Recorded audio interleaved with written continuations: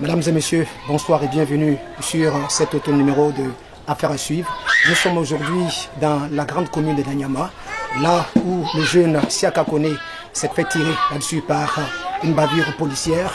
Nous sommes là pour mieux comprendre qu'est-ce qui s'est passé réellement le 31 décembre 2022.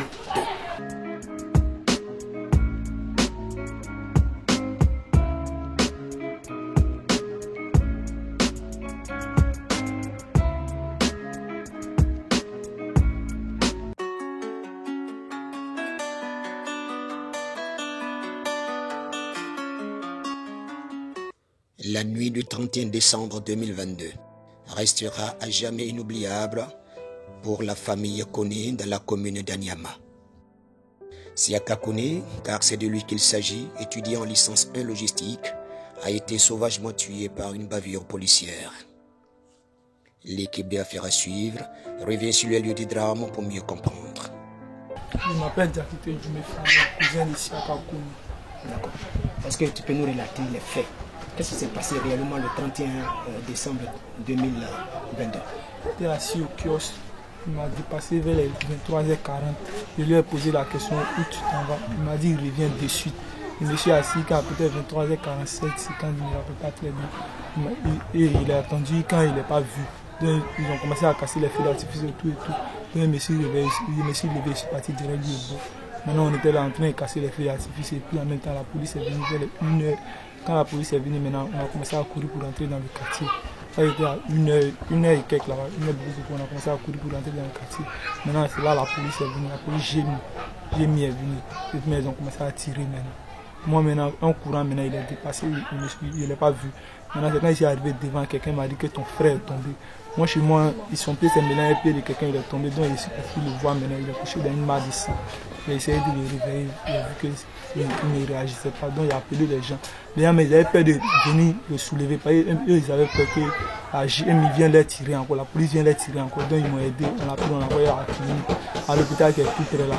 Maintenant, arrivé là-bas, on l'a pris encore, on est parti à l'hôpital général d'Anyama, ils ont dit que c'était déjà tout. D'accord, au cours de votre promenade, est-ce que vous étiez parmi ceux qui avaient les bangers en main? Non, ce n'était pas un gars comme ça.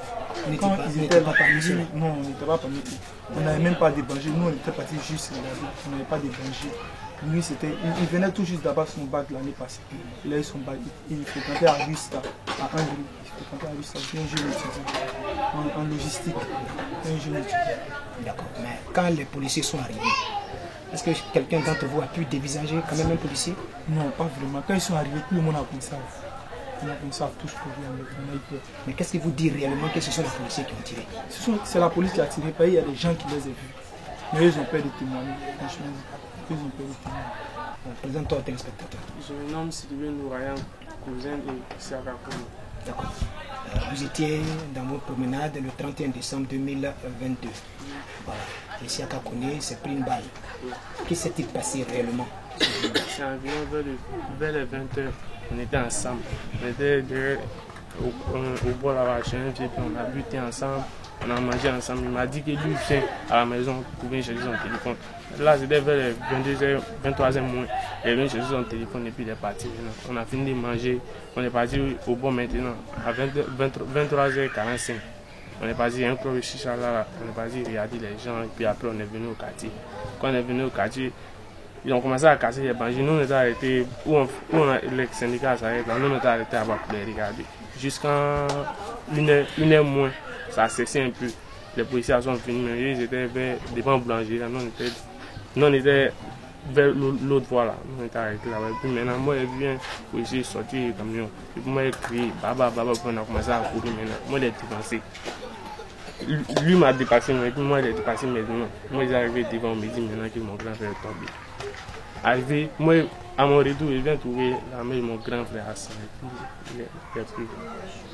Il était étudiant? Oui. D'accord. Quand vous couriez, Ouais. aujourd'hui tout le monde dit que c'est la police qui a tiré sur Siaka Kone. Selon toi, est-ce que c'est effectivement la police qui a groupé cette île-là? Oui, c'est la police. Il y a eu camion de police, mais je ne sais pas c'est quel genre de police. D'accord. En effet, dans la nuit du 31 décembre 2022, Au moment où chaque commune du district d'Abidjan savourait le spectacle des feux d'artifice pour célébrer le nouvel an, comme il y en a de coutume en Côte d'Ivoire, une famille, celle de Siaka Koné, était plongée dans une désolation indescriptible. Akela tolo na sura 31 lu su fe demsen bula kana fo ko baletigi de murfa ka soro anu ko mango yesuru ko kata demsen nu suru ko la kata ona na anga ku siri juru a dirike boka kan akuro siri mo mi yere kata were ni de ka nunu de kata o shama batri ke nu kata kana nai ko polisi ke ka murfa boko ka tire la ka kuro soro fenga be yorom nan ne ko kuro me yorom nan choto lon ku yoro dila abola ko ka murfa ki anu ko ma murfa ye manga murfa ci kame anu ko be carrefour la ne be fere carrefour la ma commencer so ma fo souffé ban tala tan nana nai akungoro be fununa jeri be bona anu nana takala la docteur so kona muso ko komi adola kungoro la kale te se ka toucher ko normalement les denebe no lu te se ka toucher anu be kasla mo chite kerema ani demsen mu mena sa ne to no muso wula nuko ango ko makalati ni na kana bamso na wuri ne ka kungurum na ne re ko mala la te sona kan burum na ka ja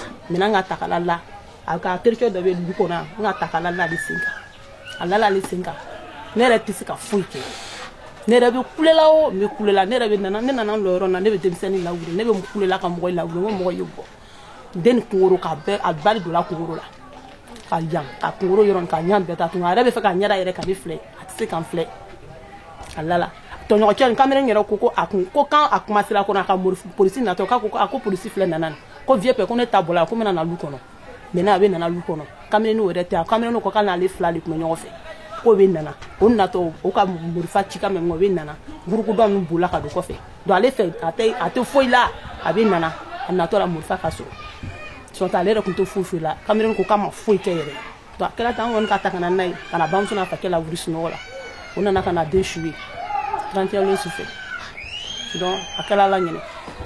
L'étudiant sorti avec des amis faire la fête venait là de prendre rendez-vous avec la mort.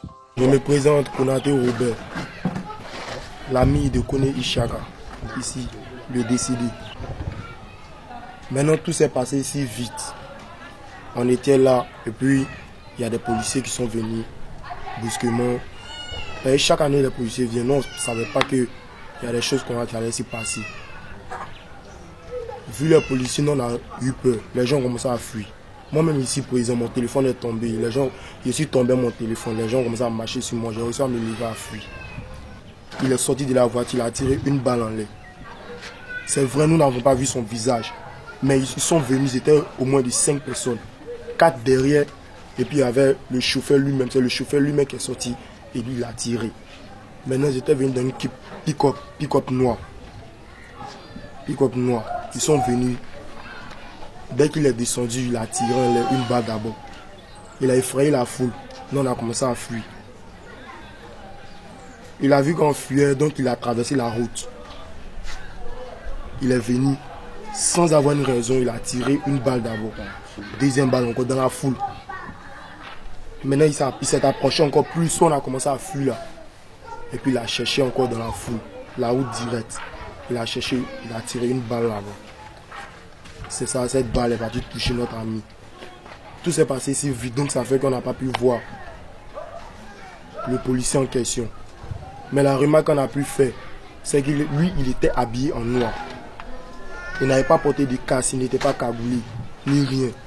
Mais les autres derrière, eux, ils étaient cagoulés, avec des casques, des protections et autres. Voilà, représentez-vous à nos téléspectateurs. Je me rends Lamine Koné, le père de Siaka Koné. D'accord. En tant que papa de Siaka Koné, avec tout ce que nous venons d'entendre, ça veut dire que votre fils a été abattu par un policier. C'est une bavure policière. Qu'est-ce que vous avez entrepris pour que justice soit faite jusqu'ici? Qu'est-ce que vous avez fait? Qui sont ceux que vous avez approchés pour qu'on puisse vous aider, pour vous entendre? Qui sont ceux que vous avez approchés? Bon, le premier jour, on allait à la gendarmerie à Nyama, on avait posé plainte. Après là-bas, on nous a dit aller au poste de police, à la brigade. On avait posé plainte là-bas aussi. Donc depuis que vous avez déposé la plainte, il n'y a pas de suite. Non, pas de chute d'abord. Est-ce que vous êtes parti voir un peu comment est-ce que ça se passe là-bas? Mais pas encore. D'accord. Est-ce qu'il y a une autorité administrative de la commune d'Anyama qui vous a rendu visite? Si. Et qu'est-ce qu'ils ont dit exactement quand ils sont arrivés ici? Bon, quand ils sont venus, ils nous ont salué. Après ça, je dis que je suis arrivé après. Jusqu'à aujourd'hui, l'enterrement. Je suis arrivé, on a fait l'enterrement. Une marche de protestation fut organisée sur la police gémie d'Anyama par la famille de Siaka Kone.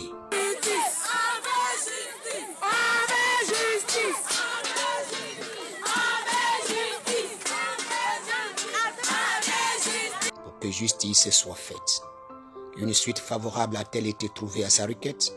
Écoutons les explications de l'ami intime de la victime remplie d'émotions. Je me présente en tant que Assemia Myriam Nora. Je suis l'ami du défunt Kone Chaka. Bon, après son décès, vu que nous n'avons pas eu de suite après la visite de la police à l'hôpital, ils nous avaient dit que non, ils allaient faire une autopsie et ensuite une balistique pour pouvoir trouver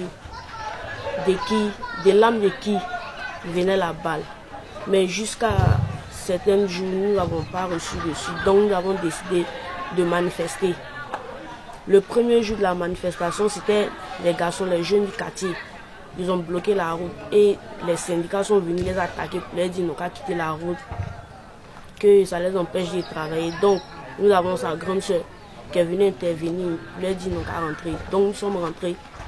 Et le lendemain, nous avons décidé de ressortir encore. Vu qu'on n'a pas été écoutés, alors on a décidé de se rendre au camp des gémis le plus proche du quartier. Grâce aux mamans, au soutien des mamans qui nous ont accompagnés et quelques jeunes, vu qu'on a fait la diffusion sur WhatsApp, on a publié les photos, ils ont capturé, ils nous ont rejoints là-bas. Arrivés là-bas, la gémie, ils étaient déjà là, ils étaient déjà prêts avec des lacrymogènes. Ils voulaient nous lancer des lacrymogènes, donc les mamans nous ont dit qu'on n'a qu'à se calmer, il ne faut pas, ils vont blesser quelqu'un. Donc on s'est arrêté. Ils ont téléphoné à leur commissaire qui est venu, il a dit qu'il voulait voir 5 personnes pour parler. Donc moi et une autre fille, nous sommes partis avec 3 mamans. Nous sommes rentrés dans le bureau, ensuite il nous a salué respectivement les mamans. Il nous a demandé qu'est-ce qu'il y a. On a donné parole aux mamans, j'ai vu que les mamans n'arrivaient pas à s'exprimer tellement elles étaient bouleversées parce qu'elles ne savaient pas quoi dire, elles perdaient les mots. Donc moi j'ai décidé de parler parce que j'ai remarqué que c'était une foutaise. Ils ont pris le corps, ils sont allés déposer à la morgue. Normalement ils devaient faire la balistique en moins de 2 jours. Mais j'ai vu que ça prend de l'ampleur depuis le 1er jusqu'à le 5, le 6, rien n'était encore fait. Donc on a décidé de sortir. Quand je lui ai dit, il dit non, qu'eux ils ont pris les choses en main, que lui partait comme ça à la sous-préfecture parce qu'on les avait appelés pour une réunion. Mais moi il a dit que non, de la manière dont nous on est venus là, s'ils nous ont rien dit là, nous on va tout saccager. Là comme ça ils vont nous prendre au sérieux. Il dit non, que le moyen c'est pas de tout saccager, que donc moi de sortir je vais parler avec nos amis pour dire non qu'à se calmer. Pourtant eux ils ne pouvaient pas se calmer. Nous c'est quelqu'un qu'on a vécu avec lui depuis longtemps. On le connaît, c'est pas maintenant. C'était quelqu'un de tellement humble. Il n'a jamais offensé quelqu'un dans les quartiers, jamais de la vie. Donc il mérite justice. Il m'a dit que non, que de parler aux jeunes, on va rentrer à la maison. Il a pris mon numéro de téléphone également. Il dit ils vont nous contacter, mais simplement il dit aux jeunes de rentrer parce que ce qu'ils sont à faire dehors, eux ils peuvent intervenir avec les lacrymogènes. Pourtant, nous on n'était pas venus dans le but qu'on nous blesse. Donc, ils se sont calmés, ils nous ont dit de rentrer. Mais après, quand on est rentré, ils nous ont rien dit, ils n'ont pas appelé, ils n'ont rien fait. Jusqu'aujourd'hui. Donc, nous, on voulait qu'on rende justice parce qu'on ne veut pas que ça se passe encore. On voit en Amérique ce qui se passe. On tue les gens, on tue les Africains, sans rien. Mais quand j'imagine que nous, ici, nous les enfants, pendant une période de fête où on est heureux, de voir la nouvelle année, ils vont venir et puis ils vont tirer dans les villes. On ne veut pas que ça se passe encore, surtout pour un frère, pour quelqu'un avec qui on a vécu. On ne veut pas que ça arrive.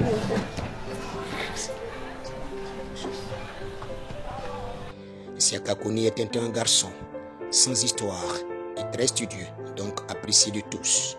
Siaka Kone, dont nous avons célébré la réussite au bac l'an passé, est celui-là même qui en conduit au cimetière aujourd'hui, précise les deux mamans voisines de la victime. Moi, c'est Tia Nadège.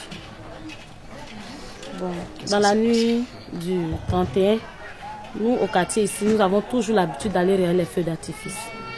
Quand il est 23 h, on commence même à arranger les choses pour aller regarder les feux d'artifice. C'est pas 1 an, c'est pas 2 ans. Les jeunes lancent les feux d'artifice. On a regardé les feux d'artifice jusqu'à même à 1 h. Même mon bébé là, j'étais avec lui pour aller regarder les feux d'artifice. Les enfants de 8 ans, 7 ans, tout le monde s'en va regarder les feux d'artifice. Ici, à l'ancienne gendarmerie, c'est comme ça chaque fin d'année. Parce que si Dieu t'a donné la grâce de vivre, on va regarder les feux d'artifice avant de venir préparer pour le premier. Nous sommes allés, nous sommes revenus. Quelques instants plus tard, on nous apprend que on a eu un problème au quartier. Le sang de l'enfant a traîné du goudron là-bas jusqu'à l'hôpital ici. Ici, là, c'est une infirmerie. Il n'y a pas de chirurgie, il n'y a pas de bloc. Eux ne pouvaient rien faire. Ils ont dit, bon, allez-y avec lui rapidement à l'hôpital général d'Anyama. Ils ne sont pas arrivés là-bas, l'enfant est resté sur la route. Nous tous, nos enfants vont sur la route là-bas pour aller regarder les feux d'artifice. Ça pouvait être n'importe qui ce jour-là. Ça pouvait être moi, comme ça pouvait être ma voisine. Le 1er janvier, le quartier était calme. On ne dirait même pas que c'était un 1er janvier. Personne ne pouvait déposer sa mamite au feu. Cet enfant, on ne le connaît pas au quartier comme un enfant turbulent. Il est calme, il ne parle pas. Il y a une amie au Goudon qui a un kiosque. Elle a dit que l'enfant a couru pour aller se cacher là-bas d'abord. Elle a dit, mais il y a quoi? Il t'a dit, moi je n'aime pas les choses comme ça. Comme les corps à bien sont arrivés, il a fui par là à la maison parce que je n'aime pas les choses comme ça. À sa grande surprise, elle entend que l'enfant a pris balle perdue. Nous, en Côte d'Ivoire, ici, on sait que les corps à bien pour disperser une foule là, c'est lacrymogène, ils jettent. Eux, là, ils étaient sous le fait de quoi? Et puis, ils sont venus couper le cœur de la dame. Un enfant qui a eu le bac l'année passée, on a fêté ici. On n'a pas vu dans quoi. Ils ont dit qu'ils vont faire l'autopsie pour enlever la balle, pour trouver qui a fait ça. Ils ont fait l'autopsie là. On n'a rien compris jusqu'à aujourd'hui. Vraiment. Nous, on ne veut plus que ça se répète à Anyama ici. Il ne faut plus ça se répéter. L'État de la Côte d'Ivoire est trop respecté pour ce genre de choses. Il ne faut plus ça va se répéter. Celui qui a fait ça, si on l'a retrouvé, c'est son problème. Mais si on ne l'a pas retrouvé, ça est entre lui et puis Dieu. Ça est entre lui et puis Dieu. Mais c'est pas bien. Des enfants, même lui là, il était là-bas sur la route. Ça pouvait être n'importe qui ce jour-là. Pourquoi? Vraiment, on ne veut plus que ça se répète à ancien gendarmerie. Même ailleurs. Parce que tu peux pas supporter ça même à ton pire ennemi. Tu peux pas souhaiter ça à ton pire ennemi. On ne veut plus que ça se répète. Les deux parents géniteurs clament justice. Selon la mère de Siaka, je n'attends rien des autorités ivoiriennes. Car tout l'or du monde ne pourra remplacer mon fils. Tu vas nous dire comment est-ce que tu te sens aujourd'hui, après la mort de ton fils. Comment est-ce que tu te sens? Ça, est-ce qu'on peut dire comment tu connaître comment tu te sens? On ne peut pas dire ça. Moi, je me sens bizarre parce que ça m'a fait mal. Mon enfant, là, depuis le mot mal, il ne m'a jamais fait quelque chose qui m'a fait mal. Il ne sort pas trop. Dans ma maison, le jour qu'il est parti, même, il est quitté dans ma maison à 22 ans. Il est venu brancher le téléphone, il est venu enlever. Je voulais appeler son frère. Il dit que tu as appelé mon frère. Je dis non, il fait déjà tout. Il a enlevé le téléphone, il est parti.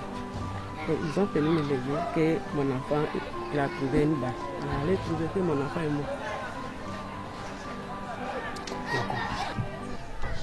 Moi, j'aimerais que justice soit faite, même si actuellement, ici présent, nous n'avons pas encore retrouvé le coupable. Mais la justice de notre pays doit se mettre au travail afin de retrouver le coupable. Parce que là, dans les années à venir, si nous ne faisons pas attention, cela va se répéter encore et encore. Merci. Dans une atmosphère remplie d'émotions que l'équipe de affaires à suivre a pris congé de la famille Siaka, tout en espérant que justice soit rendue. Car nous sommes dans un état de droit, que les faits soient situés et que les auteurs soient punis conformément aux lois que nous nous sommes données. Adieu, Siaka. Adieu, Koné.